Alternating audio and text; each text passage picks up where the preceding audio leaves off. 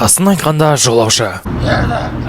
Деп қарасам, бір таныс зомби сияқты. Бірақ бәрібір де танымай тұрмын. Әлде танийын ба? Өзінен сұрай салмаймын ба деп зомбише амандаса бастадым. Сонымен балам, қай ауылдың баласы? Анау Қойшыбайдың ауылынан келе жатырмын. Стоп, че-то бір нәрсе дұрыс емес. Оны өзінен сұрайын деп шештім. О, жолаушым, біздің әңгімеміздің бір нәрсесі дұрыс емес. Дұрыс айтасың. Қанеки оператор бала әуде жүрші, не дұрыс емес болды? Аға, сіздер зомбисіздер ғой?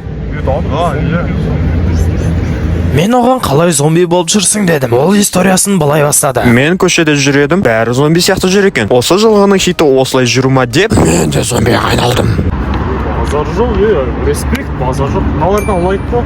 Конкретно ше. А біз зомбиміз ғой. Деп тұрғанымызда Тимей.